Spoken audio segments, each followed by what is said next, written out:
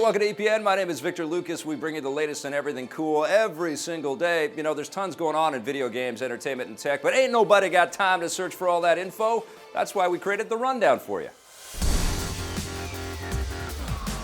The NX is right around the corner, but Nintendo still has plenty of cool things coming for the Wii U and the 3DS. The gaming giant made several new announcements in a Nintendo Direct presentation yesterday afternoon. First, the 3DS. The biggest game unveiled for the handheld is Kirby Planet Robobot. It will see the lovable Pink Puff take on robotic invaders, and you'll be able to collect and wear their armor, turning into a mech Kirby. There's a 4-player co-op mode called Team Kirby Clash, where you and 3 other people join forces to take on powerful bosses. Nintendo is also making a new line of Kirby amiibo figures for the game. It hits the 3DS on June 10th. Monster Hunter X, which was released in Japan last year, will finally make its way to North America this summer. It's getting a title change and will now be called Monster Hunter Generations, which hopefully won't be too confusing. Special armor based on Marth from Fire Emblem will be available, and anyone who has a save file from the last game, Monster Hunter 4 Ultimate, will be able to unlock extra in-game content. A free demo of the new game Bravely Second End Layer will be available to download from the eShop on March 10th. The final game hits the 3DS on April 15th, and you can learn more about it by watching our interview with Nintendo's Eric Peterson by clicking on the screen or in the description below. Well, I'm glad you like it.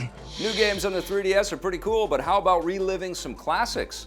Nintendo has begun releasing Super Nintendo games on the 3DS Virtual Console. Super Mario World, F-Zero, and Pilot Wings are now available, with Donkey Kong Country, Super Mario Kart, and Earthbound set to follow on March 24th.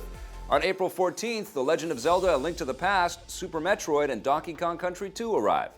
And the Wii U has some cool new stuff of its own. Paper Mario Color Splash is an all-new game in the RPG series. The story sees the 2D version of Mario out to save an island that's been drained of all of its color, and the gameplay is based around a new color splashing mechanic.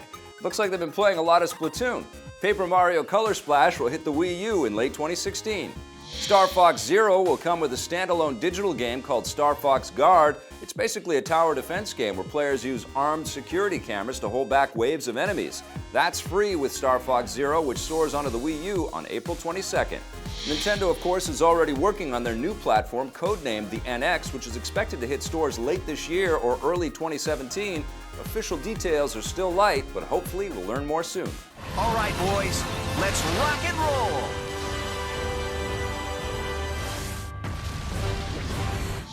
A lot of PC gamers and game makers are very angry at Microsoft right now. Earlier this week, Microsoft announced new details on their Universal Windows Platform, or UWP, a software architecture for creating apps and games for Windows 10. According to some developers, if you read the fine print, certain features can only be included in games if those games are being sold through the Windows Store.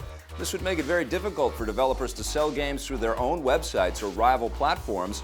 In a strongly worded op-ed in The Guardian, Epic Games founder and CEO Tim Sweeney writes that Microsoft is doing this to monopolize game distribution and create a closed platform within a platform on Windows 10. He calls this a move against the entire PC gaming industry, subverting the rights of developers and players alike, and adds that developers should fight back to keep Windows 10 open. We'll have to wait and see if Microsoft changes their plans. More and more good news is being picked up about the new Star Trek TV show on the Subspace channels.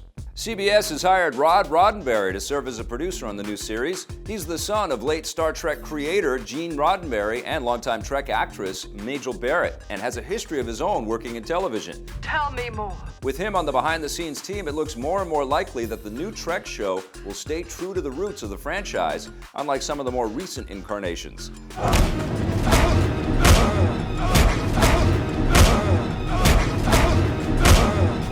This isn't the only addition that has Trek fans excited.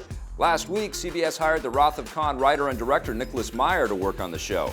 Along with Khan, he also wrote and directed Star Trek VI: The Undiscovered Country and wrote Star Trek IV: The Voyage Home. So he's had a hand in 3 of the best Trek movies. That's the ticket, laddie. Hannibal creator Brian Fuller is running the show. It premieres in early 2017. That's it for our rundown today. We'll see you again on Monday.